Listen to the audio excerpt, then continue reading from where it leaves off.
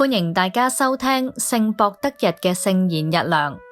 今日嘅經課係選自《申命記》第32章1至9節。諸天啊，要側耳聽我說話，願地聆聽我口中的言語。我的教導要淋漓如雨，我的言語要滴落如露，如細雨降在亂草上，如甘霖降在蔬菜中。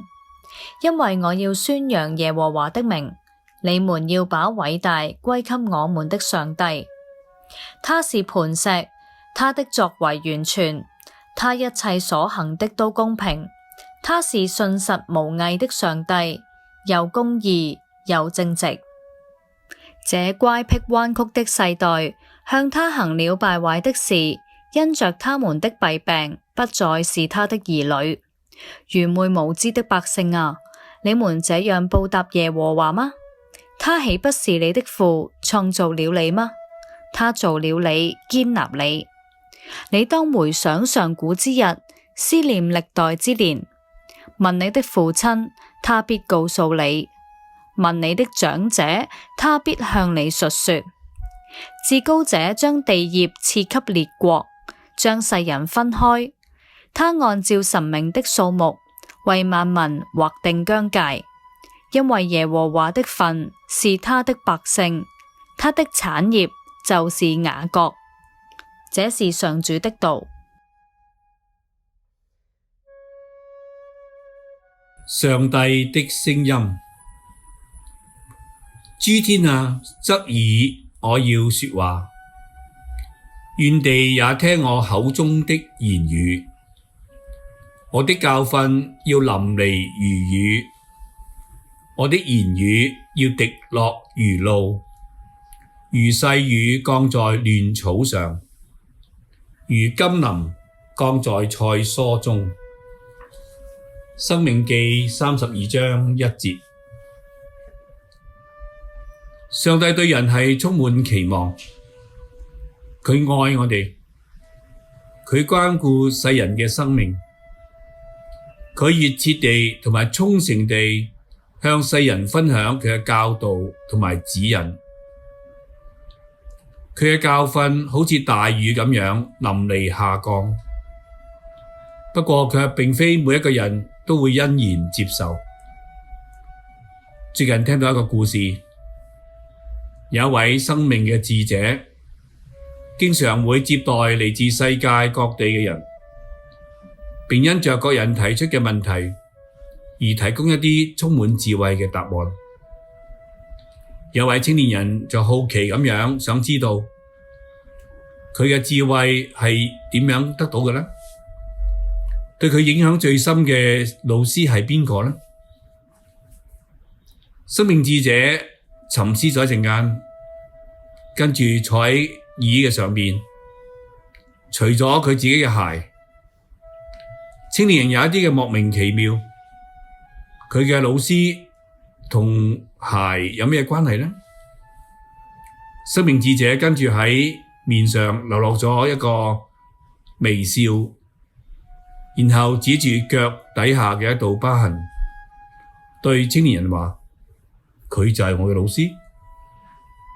大家都摸不着頭腦。生命智者跟住話：有一次我嘅腳底被刺傷咗，平日四處周圍去，好少時間能夠輕鬆咁樣坐低。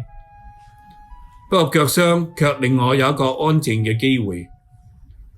我嘅前院嘅環境其實十分嘅優雅，但一直都冇用心去欣賞。當我認真咁樣去睇、去聽、去聞、去觸摸嘅時候，我不斷咁樣有一啲新嘅領會。其實只要每時每刻能夠平定專注、默觀靜想，你就會發現上帝每時每刻都會透過我哋身邊嘅事物向我哋發出訊息。從花草喺寒冬之後重新生長嘅狀態，上帝鼓勵我哋要堅忍同埋充滿盼望。從植物嘅千姿百態，我哋睇到上帝嘅創造同埋能力；從蝴蝶同埋蜜蜂嘅傳播花粉，我哋會明白生物間嘅生存需要互動同埋互助。可能我哋都係要好似呢位智者一樣，不時要留意身邊嘅事物，聽一下上帝向我哋發出咗乜嘢嘅聲音。另一個阻礙我哋聆聽上帝聲音嘅原因，好可能就係我哋自己。當上帝呼召摩西，要佢帶領以色列人離開埃及嘅奴隸生活嘅時候，摩西卻係遲遲疑，一再推擋。上帝耐心咁樣向佢表示，上帝睇到咗以色列人嘅苦情，聽到咗大家嘅哀聲。上帝唔單止對摩西表示會與佢同在，並且表明會喺埃及人中施行奇事，令佢哋聽從。上帝更加向摩西顯示神蹟，將摩西嘅手掌變成一條蛇。不過到最後，摩西仍然拒絕接受上帝嘅呼召，更加表示自己係蠢口笨舌，結果要上帝發嬲。摩西最後先至答應依上帝吩咐去做。摩西曾經係一位熱愛公義、關心同胞、滿腔熱情、勇敢行事嘅人。佢後來變成怯懦畏縮，無視同胞嘅苦情，甚至上帝一而再嘅鼓勵同埋呼召，佢都拒不接受。主要嘅原因當然係佢年少嘅時候，因為見到同族人被埃及人欺負，衝動之下殺咗人，結果為逃避埃及王嘅追殺，遠走他鄉嘅經歷。佢遠離世事，再冇自信同埋勇氣面對挑戰，承擔上主交付嘅責任。上帝聲音其實時刻都向我哋發出，只要我哋細心專注靜聽，只要我哋唔會俾自己嘅盲點同埋偏見所牽累，我哋就會不斷發現上帝嘅教導同埋指引，好似樹木得到露水嘅滋潤，亂草得到細雨嘅淋灑，菜蔬得到甘霖嘅澆灌。再有你一段反思嘅時間，你有冇聽過上帝嘅聲音呢？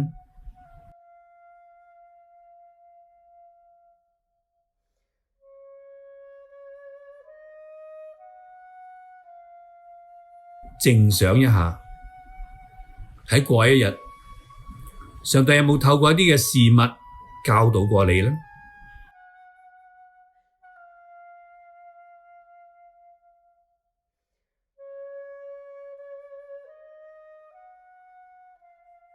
讓我哋一齊祈禱。慈愛上主，求你讓我哋願意打開心門，清除自我嘅盲點同埋偏見，張開眼睛細察，用耳朵專注傾聽，使我哋能夠喺周圍嘅萬事萬物中察覺上帝美意，收到上帝嘅訊息，讓你恩典同埋教導好似細雨降喺亂草上，好似甘霖降在菜蔬中。阿門。